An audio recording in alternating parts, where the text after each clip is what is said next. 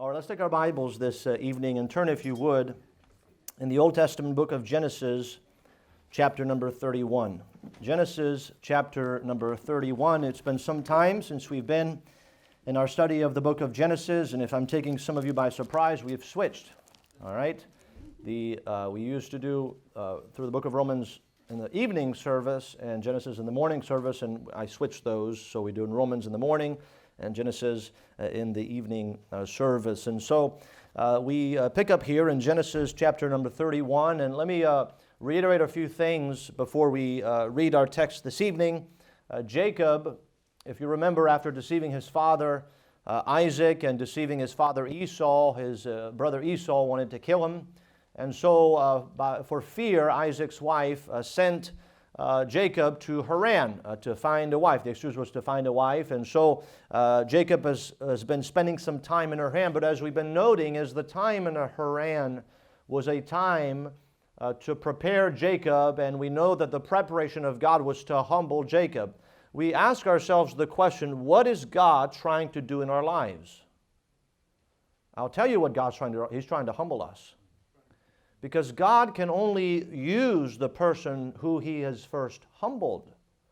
And we know that there are several things by which Jacob was humbled. First of all, we noted the goodness of God would humble Jacob. And we've noted that in those passages. We also know that the chastening of the Lord would humble Jacob. What Jacob did was dealt to him as well. And so that would humble Jacob. And we know that the trials of life, God would use this to also humble Jacob. And we're going to note that again this evening in our passage. And so Genesis 31 verse 1, the Bible says, "And he," that's Jacob, "heard the words of Laban's sons, saying, Jacob hath taken away all that was our father's, and of that which was our father's hath he gotten all this glory. And Jacob beheld the countenance of Laban, and behold, it was not toward him as before. And the Lord said unto Jacob, Return unto the land of thy fathers and to thy kindred, and I will be with thee. And Jacob sent and called Rachel and Leah to the field unto his flock, and said unto them, I see your father's countenance, that it is not toward me as before, but the God of my father hath been with me. And ye know that with all my power I have served your father. And your father hath deceived me, and changed my wages 10 times, but God suffered him not to hurt me. If he said thus, the speckled shall be thy wages, then all of the cattle bear speckled. And if he said thus, the ringstrakes shall be thy hire, then bear all the cattle ringstrakes. So you see, Laban kept changing the deal. And every time he changed the deal, God made it to Jacob's favor. Verse 11, And the angel of God spake unto me in a dream, saying, Jacob, and I said, Here am I. And he said, Lift up now thine eyes and see all the rams. Now again, Jacob is recounting to his wives, Rachel and Leah, how God has spoken to him. Verse 12, And he said, Lift up now thine eyes and see all the rams which leap upon the cattle are ringstraked, speckled, and grisled, for I have seen all that Laban doeth unto thee. I am the God of Bethel, where thou anointest the pillar, and where thou vowest a vow unto me. Now arise, get thee out from this land, and return unto the land of thy kindred. And Rachel and Leah answered and said unto him, Is there yet any portion or inheritance for us in our father's house? Are we not counted of him strangers? For he hath sold us, and hath quite devoured also our money. It seems that there's still bitterness in Leah and Rachel, that basically their father sold them, just as mere slaves. For all the riches which God hath taken from our father, that is ours and our children's. Now then, whatsoever God hath said unto thee, do. I want to preach this evening. Right there we find it in our text. Whatsoever God hath said, do. Now again, we are considering Jacob and Laban, and if any two men ever deserved each other, it was certainly Jacob and Laban. They were both deceivers. They both connived against each other and tricked each other. And we know that part of that is really what Jacob earned because of the first part of his life in Canaan. That's the way he was. But we know here that God has been humbling Jacob. Jacob has been going through a process. And ultimately what we find, all those difficulties in the life of Jacob would bring him to a place where God is now more evident to Jacob than ever before. If you remember the life of Jacob, Jacob has been living his own way. He's been tricking, deceiving his way through life. But now he's been taking through a process where now he's been tricked, he's been deceived, he's been going through difficulties, and God is using that to get Jacob's attention. And again, by the way, I believe that that's what God does in our lives. I believe with all my heart that God is always trying to get our attention. You know, we're studying on Wednesday night the book of Proverbs. The question of wisdom to those who are simple, to the scorners and to the fools is, how long? That's the question. How long are you going to continue? And for Jacob, really, that was the question. Jacob, how long are you going to go on being a deceiver? How long are you going to go on to trick your way through life? How long are you going to go on being a fool, Jacob? And so God has been dealing with Jacob through those passages. And really here we find an interesting transition taking place in the life of Jacob. And I want to notice three things this evening in the passage that we read. First of all, we consider the disturbing of God. The disturbing of God. There are three things that we see that God uses in the life of Jacob to disturb Jacob and to move Jacob. And we often see that in the Word of God. For example, do you remember Moses was serving on the backside of the desert with his father-in-law, Jethro, the priest of Midian, and he was content, the Bible tells us he was content to dwell there. And we know that God came and disturbed Moses' comfort. And so we find that God often does with His people. He disturbs us in our comfort to bring about a decision-making in our lives. And so in the disturbing of God, we see three things that would get the attention of Jacob. First of all, we see an unsavory conversation. An unsavory conversation. Notice in chapter 31, verse 1.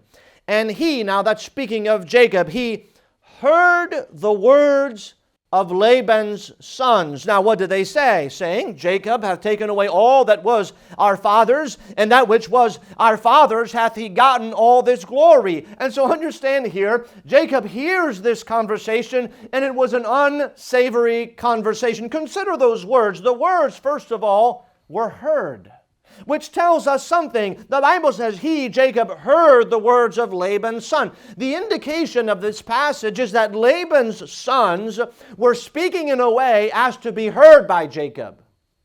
Now often there's no doubt you remember in the scene before that Jacob's mother had heard Isaac speak to Esau. That was kind of unbeknownst to Isaac. He was trying to hide and it was not open. But this seems to be as if Laban's sons wanted to be heard by Jacob, and they purposefully said what they said to hurt Jacob.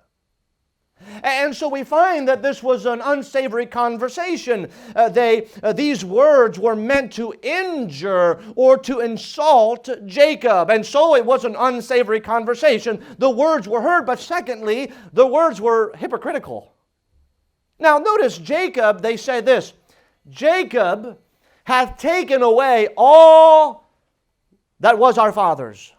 Now this is complete hypocrisy because of what we know that truly happened. Now, if you go to the previous chapter, in chapter 30, notice verse 35. You remember there was an agreement between Jacob and Laban about what was going to be the wages for Jacob during his tenure there, and this would last for about 6 years. And notice verse 35. After they made this agreement, Jacob told Laban, I'm going to go out and separate the flocks. Remember the speckled from those who are plain in verse 35. And he, now again, Laban, that's Laban. Jacob said he was going to go separate Jacob's flock the ones that were speckled for himself and the ones that weren't for Laban. And the Bible says Laban goes early, and Laban removed that day the he-goats that were ring-straked and spotted, and all the she-goats that were speckled and spotted, and every one that had some white in it, and all the brown among the sheep. And notice what Laban then gave them into the hand of his sons. So understand, Laban cheated. He stole from Jacob. But he was not the only one that was involved in this cheating, because he gave those flocks that were intended to Jacob, he gave them to his sons. And so now we go forward to chapter 31, verse 1, and those same sons are having a conversation, and they're saying, Jacob hath taken away all that was our father's. You see, this was an unsavory conversation because it was heard, but also because it was hypocritical. What they accused Jacob of doing, they themselves had done. Not only do we see that this conversation was heard, it was hypocritical, but thirdly, the words were hyperbole. Notice, they say, Jacob hath taken all that was our father's. Now, to say that Jacob had taken all was a miserable exaggeration. All that had happened during this time was that Jacob's flocks outgrew Laban's. That's all that happened.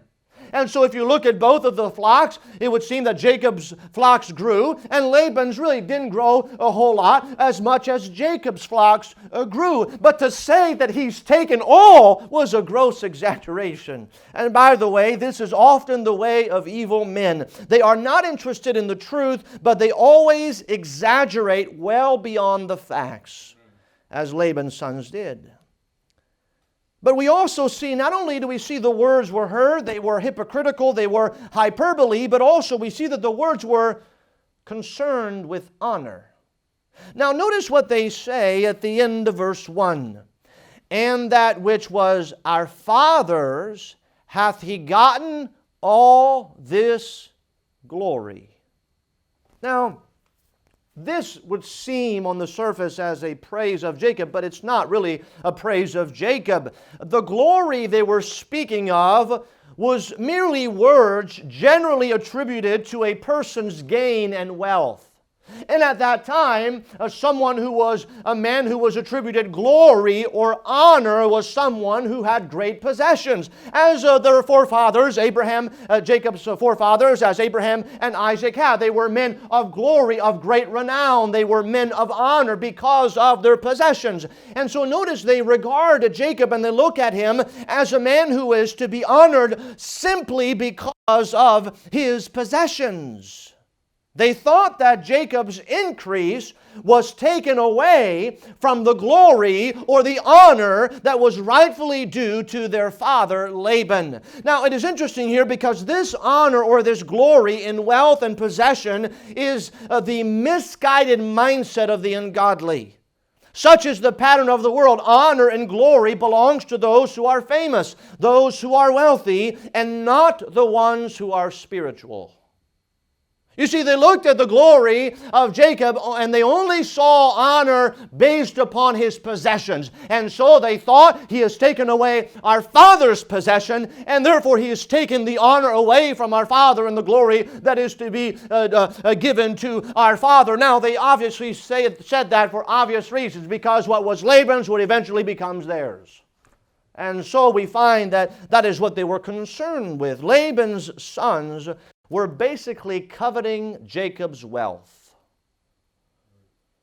And may we as Christians primarily be concerned with the honor that comes from our character, not from what we possess. So we see that God began to disturb Jacob with, first of all, an unsavory conversation, but secondly, with an unpleasant countenance. Notice here in verse 2, not only was there an unpleasant conversation, notice in verse 2, and Jacob beheld the countenance of Laban, and behold, it was not toward him as before. Now, that's really interesting. Someone put it this way: if Laban's countenance was not as before, it must have been really bad, because before it was not all that good. Because he cheated him, he deceived him. But it seems here it got really worse. So during the process of the time that Laban began, this time of about 6 years, Laban progressively began to change in behavior towards Jacob. And I believe that that is directly attributed to Laban noticing the increase among Jacob's flock and not the same increase among his flock. He began to despise. He was okay with Jacob as long as Jacob did not have as much as he did. But all of a sudden now his countenance changes as he sees Jacob's increase. So Laban's countenance was part of what drove Jacob away. We have noted several times in our past studies that Laban recognized the blessing of God upon him because of Jacob. He said that several times.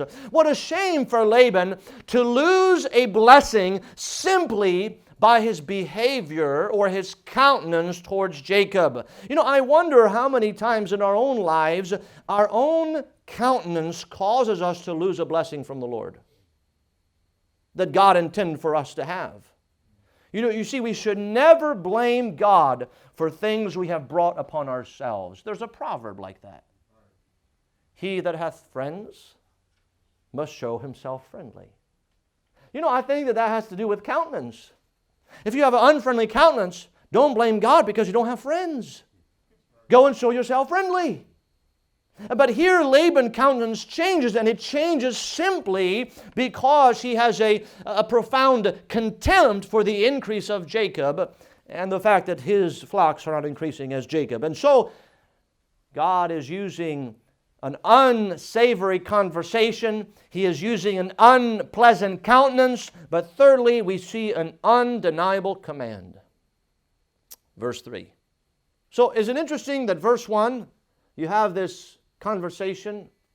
In verse 2, you have the countenance of Laban that changes, but now you have a command from God in verse 3. And the Lord said unto Jacob, return unto the land of thy fathers and to thy kindred, and I will be with thee. Now I want us to notice several things about this undeniable command from the Lord. First of all, we consider the source of this command. If you jump down to verse number 13, as we read earlier, Jacob recounts what God said to him and to Rachel and Leah, his wives, and he says this in verse 13.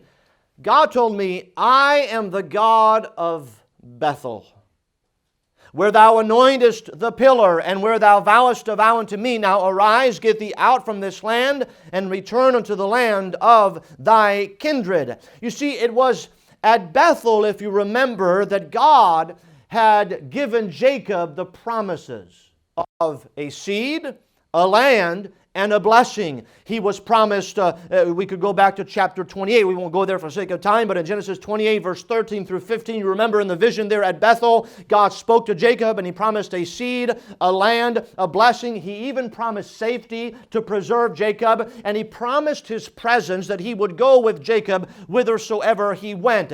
And we also remember, as God said to him in verse 13, that it was at Bethel that Jacob had made Jehovah God his God. You see, it was the place where Jacob had vowed a vow unto God.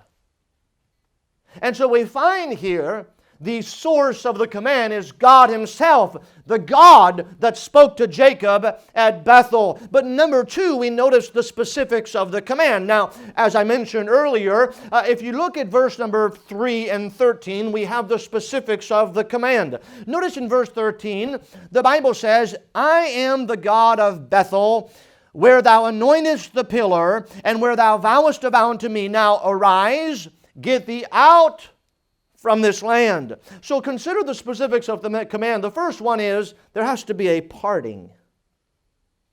Jacob, you have to leave this land. And really it's logical if you think about it. God could have just said, go to the land I promised you. Oh, and He did. But here He puts the separation. You must part from the land you are in now. You see, we will never get Jacob would have never gotten to the promised land if he hadn't first determined to leave the land he was in.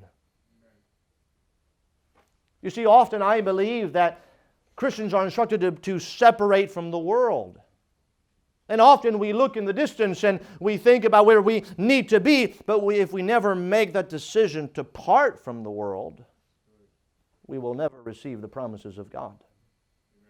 And so we find, first of all, there is a parting, but secondly, we consider the place. Now in verse 3, he said, and the Lord said unto Jacob, return unto the land of thy father and to thy kindred, and I will be with thee. And notice it, he said, return to the land of thy fathers.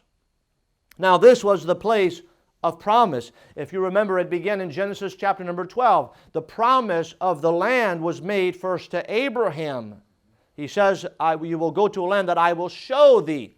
And then the promise was passed on to Isaac.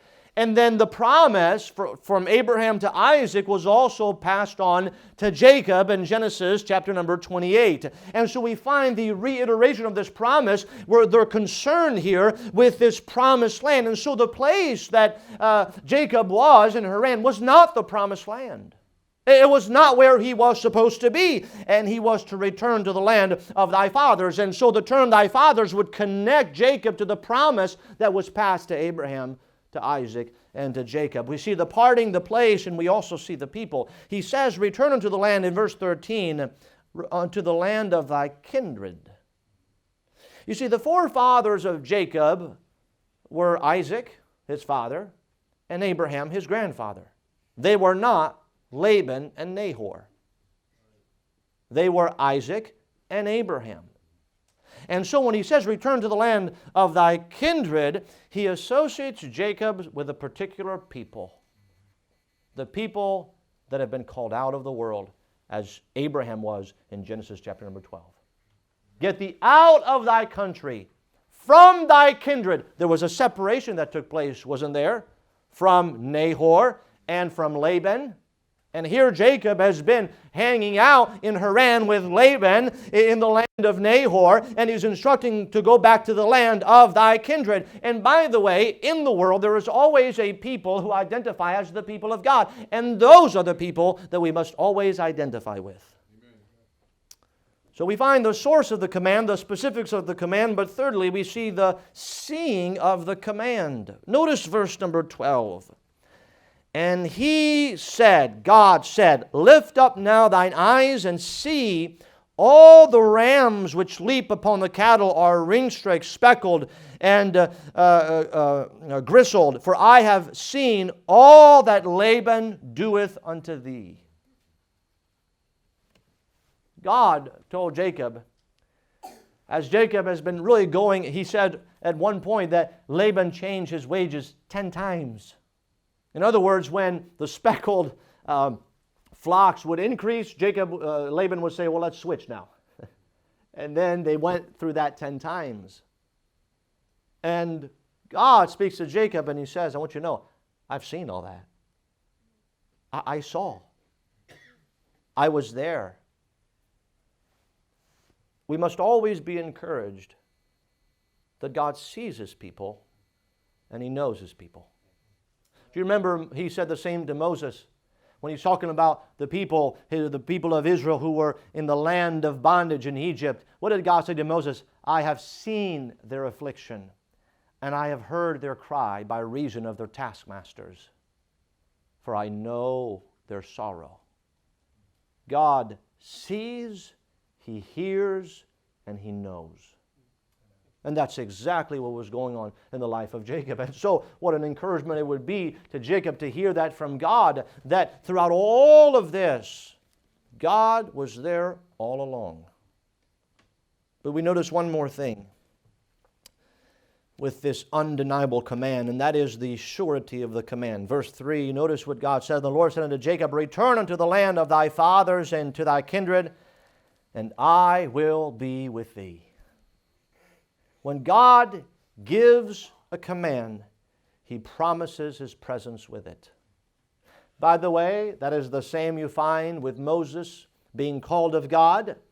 God told Moses in Exodus chapter 3, "Come now, therefore, and I will send thee unto Pharaoh, that thou mayest bring forth my people, the children of Israel, out of Egypt." And Moses said unto God, "Who am I, that I should go unto Pharaoh, and that I should bring forth the children of Israel out of Egypt?" And he said, "Certainly I will be with thee." But that's not just an Old Testament promise, it's also a New Testament promise. Matthew 28:18. "All power is given unto me in heaven and earth.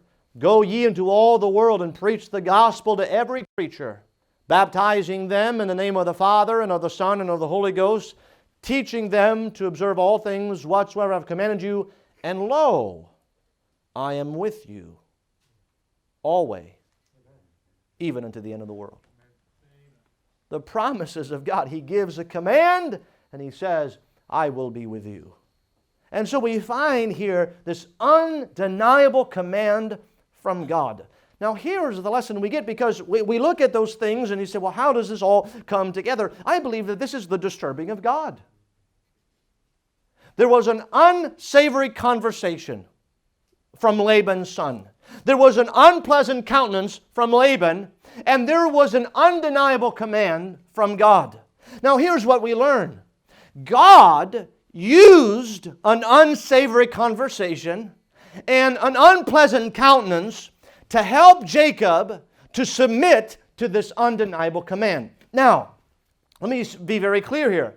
God is never the author of sin. God does not tempt man because there is no sin within God. And so I do not believe, as some believe, that, well, God makes people do things and God makes people sin. That is odious. It is not true. Amen. But one thing that we do know is God knows what's going to happen. And God knows the conversation that Laban's sons would have before that conversation happened. And God knew of Laban's countenance, that his countenance would change before Laban's countenance changed. And so understand that God, in His foreknowledge, He knew of that conversation and He knew of that countenance, and right at the opportune time, God comes in and gives Jacob a command.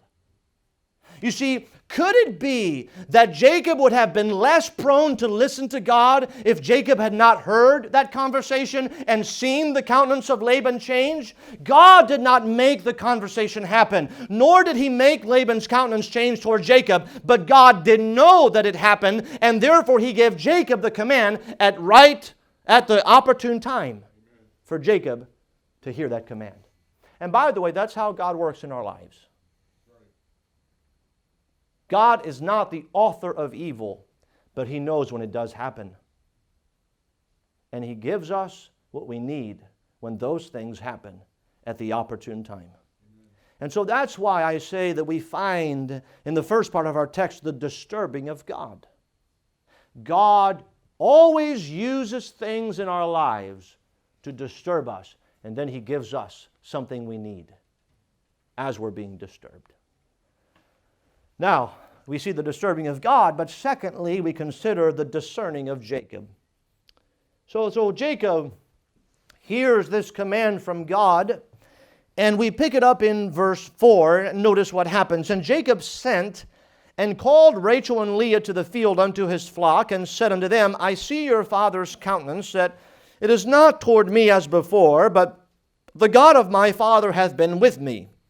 And ye know that with all of my power I have served your father, and your father hath deceived me and changed my wages 10 times, but God suffered him not to hurt me." Now I want to notice several things about the discerning of Jacob, because here Jacob is facing, as we saw, the disturbing of God, this unsavory conversation, this unpleasant countenance, and the undeniable command. And so now he is discerning the work of God in his life. And as Christians, we must always be discerning what God is doing in our lives. That's important.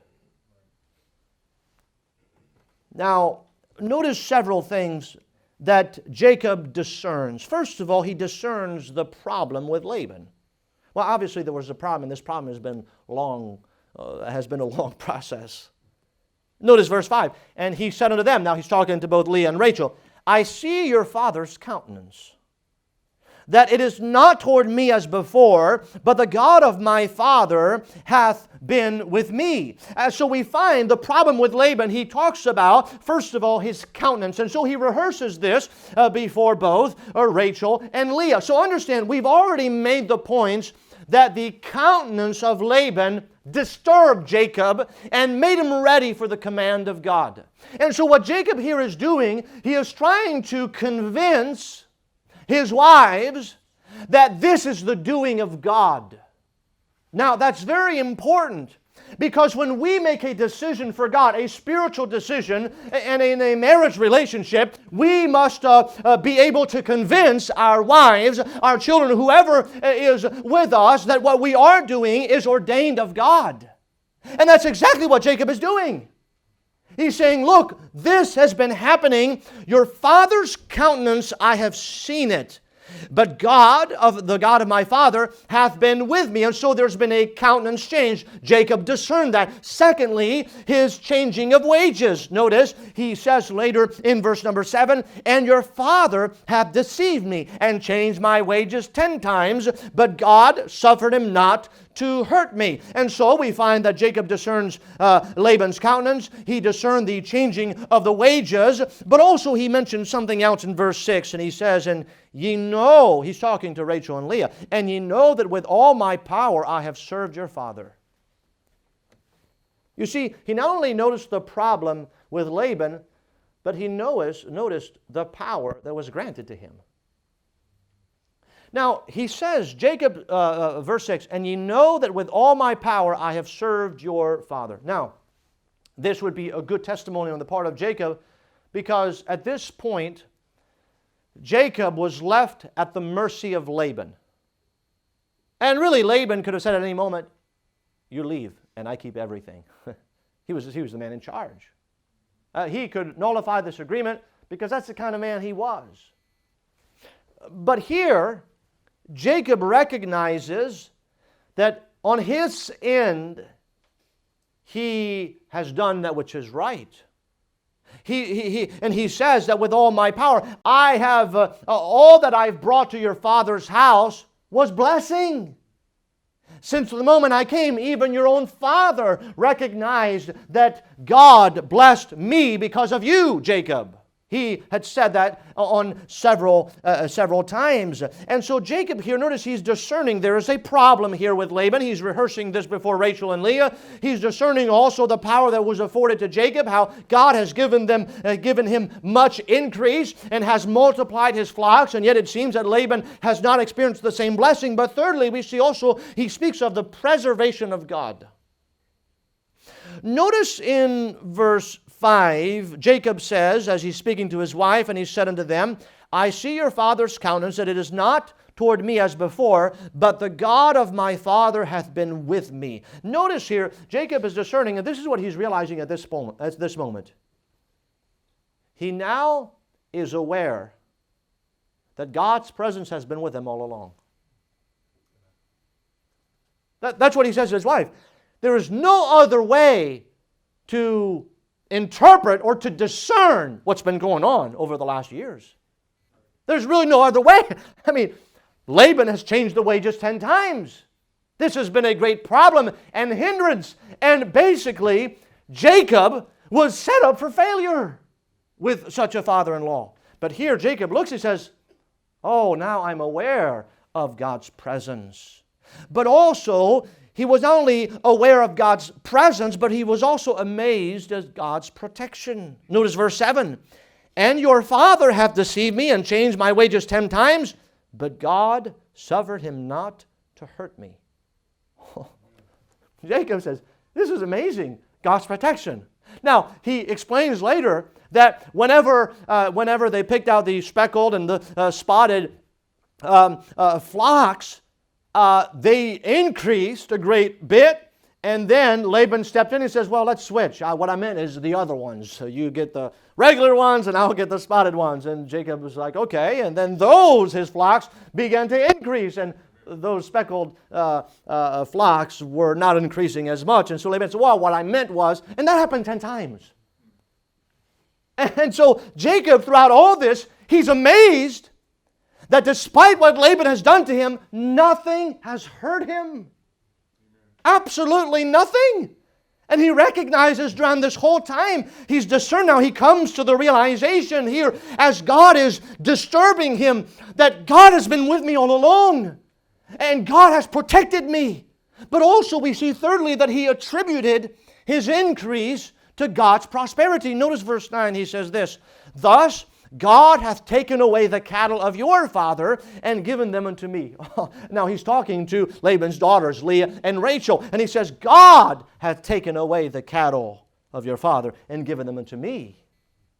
And so he attributes his increase to God's prosperity. Now you remember in the last chapter, I made a note. You remember what Jacob did? He was kind of finagling with things about when the flocks would conceive, and he tried to do all kinds of things, and people criticized that and say, well, you know, that's not scientific. It really doesn't matter.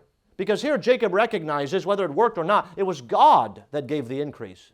It was not the finagling of Jacob.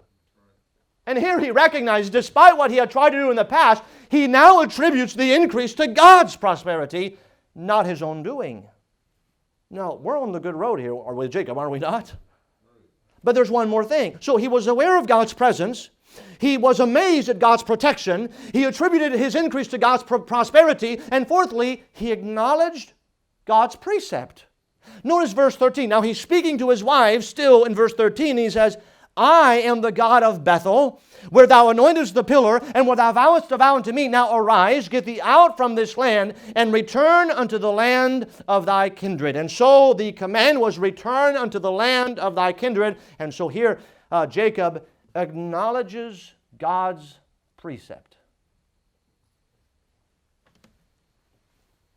That's the discernment of Jacob. You see the points that we already noted, that unsavory conversation, this countenance of Laban that changed, and the command that came. Now Jacob stands back and he's discerning things. He's looking at the past and he's making discernment upon the things that have happened over the years. And so we return here to this point. The goodness of God would humble Jacob. What an amazing God Jacob had. And by the way, I believe He's our God. And that's the same God we have. What an amazing thing. So we find the disturbing of God, the discerning of Jacob, but thirdly, the directing of the wives. Now, the wives are going to speak. And it seems as we read those verses, things have been held in quite a bit. And now in this conversation, it all comes out. We haven't noticed that. And for the first time that we can see in the Scriptures, Leah and Rachel are in agreement. Now notice verse 14. Now they hear, this is basically Jacob has presented this case before Rachel and Leah. And what you see what he has done? He has convinced them that God is disturbing things to bring about a change in their lives. And he's presented his case before them. But notice verse 14. And Rachel and Leah answered and said unto him, Is there yet any portion or inheritance for us in our father's house? Are we not counted of him strangers? For he hath sold us and hath quite devoured also our money. For all the riches which God hath taken from our father, that is ours and our children's. Now then, whatsoever God hath said unto thee, do. Now by the way, what a wonderful thing. When you find, and obviously this is not the recommended threefold cord there, okay? Marriage with multiple wives is never approved of God. And here we find yet an agreement as they've seen what Jacob has said, and they make several points. They consider several things. First of all, they speak of Laban's inheritance. Notice what they say in verse 14. Is there yet any portion or inheritance for us in our father's house? Now, that question is a rhetorical question. There is none. You see, along the line Laban's contempt for Jacob was so great that somewhere along the line, Laban said, you get nothing. To the daughters, to Leah and Rachel. The sons of Laban would get everything. And so Rachel and Leah are looking and they're thinking, you know what, you're right, Jacob, because as a matter of fact, we know that there is no portion for us in the inheritance. So they speak of Laban's inheritance, but then they speak of Laban's indifference towards them. They say in verse 15, are we not counted of him strangers? In other words, this shows how Laban was, because of his contempt for Jacob, was treating his own daughters. They were just as strangers to Jacob. They were just to be as any other person that was living in the land. In other words, if they say, hey, Father, would you come and fellowship with us? Their father would say, I don't know you. There was such a contempt for Jacob. He didn't want to associate with them because they were married to Jacob. But can I say this? Ultimately, Laban's contempt for Rachel and Leah was a contempt for Jacob, but ultimately it was a contempt for God. Because it was God that was blessing Jacob. And that's what Laban hated. The increase that Jacob received that he did not receive. Never be troubled by people that despise you because you're a Christian. Understand they despise God. And despising of you is just the outcome of them having a contempt for God. So we see Laban's inheritance, Laban's indifference, but also we see Laban's iniquity. Notice what they say then. It seems like this has been bottled up for years. For he hath sold us, and hath quite devoured also our money. Now, notice here, he sold us. Now, I was trying to think, I was like, wait a minute. When did he sell them?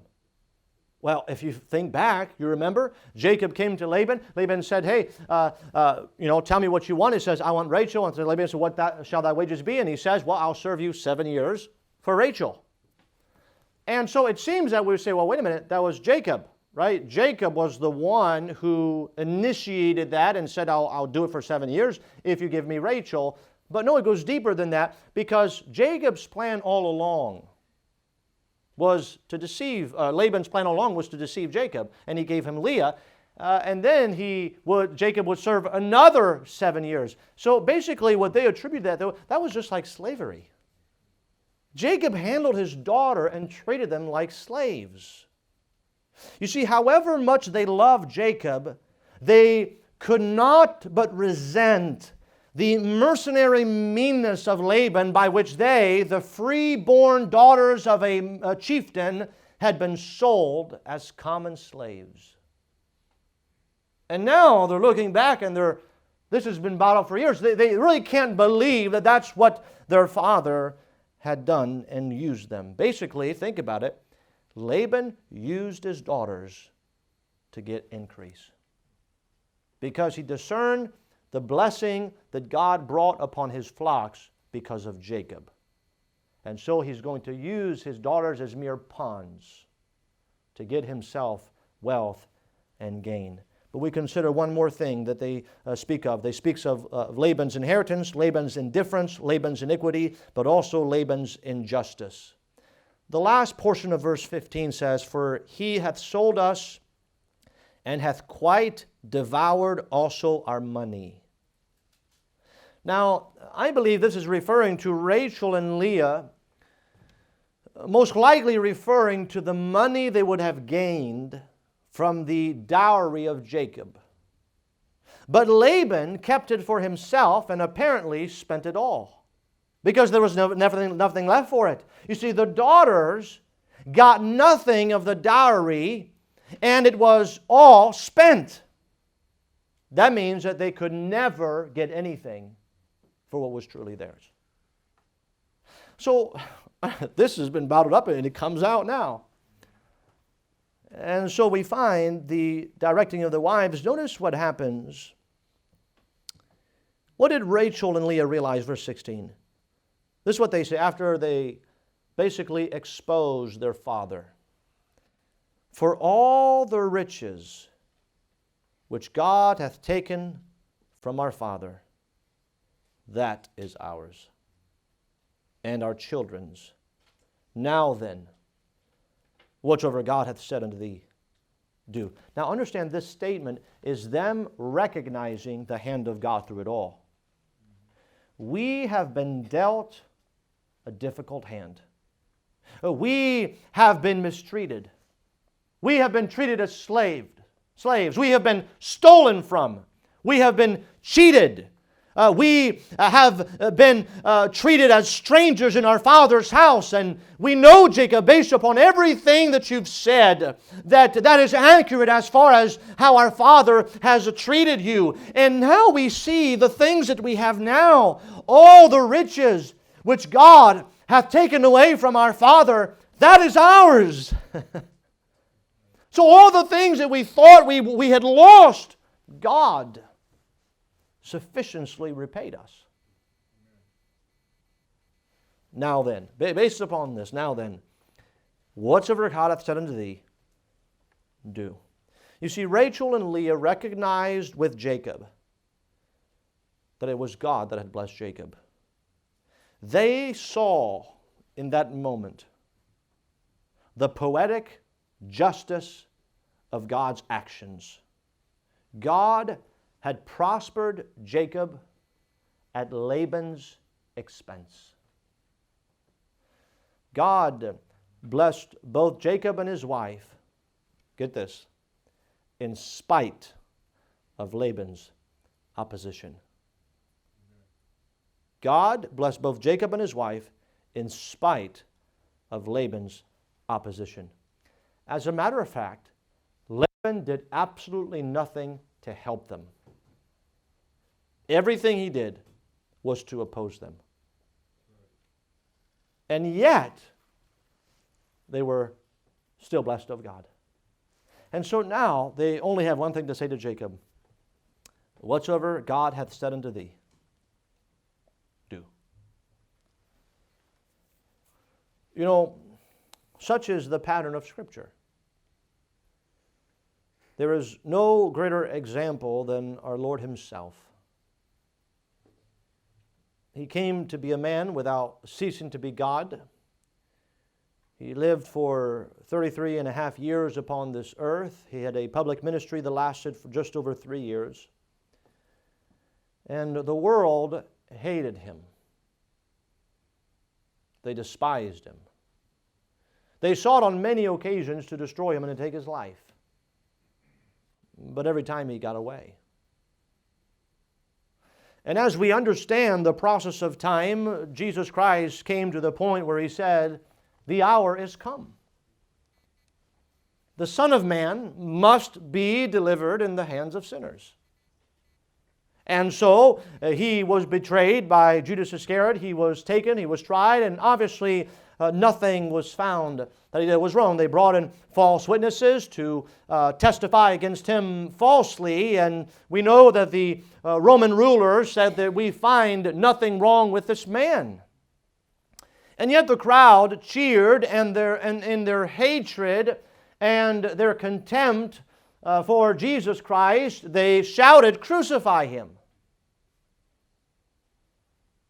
And it seems at that point that as the disciples are basically running for their lives, they have forsaken the Lord, and Peter is following afar off, and he eventually denies the Lord, that he even knows the Lord, and he curses. And it seems that as we look on this scene that while Jesus Christ has lost, His ministry is over, and the wicked and the evil men have won. And we know that they blasphemed His name, they spit on Him, they ripped out His beard, they struck his head with the thorns in His brow, and they mistreated Him. And the Bible makes very clear that He was marred, and there was never any man that was marred as Jesus was marred. And He went to the cross, and the people who saw Him lifted up on the cross were mocking Him. These evil men were looking at Christ, and they were mocking Him, berating Him. If truly you're the Son of God, how about you just come come down. And it seems that the whole world at that moment had gathered against Christ, had gathered against the Lord's anointed. And at that moment we know that Christ on the cross of Calvary declared it is finished. We know that He gave up the ghost. He died. He was buried. But then He rose again. And so we look at this scene and we think, well, how could anything good come out of that? Well, understand, God did not make men commit those evil deeds, but God knew that those men would commit those evil deeds. And in His perfect foreknowledge, He used the wickedness and the evil of men to make something good come out of it. And the world stands and looks at this, and they look at the evil of men, but what we need to be greatly amazed at, as we see in the life of Jacob, is at the providence of God, at the plan of God, who used the evil devices of men, and who used those devices to help them. Such are the ways of our God. He will use opposition, evil, use those things, and in the midst of it, give us a blessing. And the greatest blessing that we've ever experienced as the children of God is the fact that Jesus Christ, about 2,000 years ago, died on the cross of Calvary and paid for our sin debt in full. Amen. And the evil of the world was used to bring the greatest blessing that this world has ever known. And so, compared to that, it is nothing for God to bless Jacob despite Laban's evil intention and opposition. Now that's why the wives can say, whatsoever God has said, do. And really, ultimately in our lives, as we observe the goodness of God in our lives, and I think that we can all perhaps testify to that God has used bad things in our lives to bring about a great blessing from God. And so all we can do, if that's the truth, whatever God says, do. Based upon the record of God, based upon His blessing, there's nothing else to say but to simply do what God tells us to do.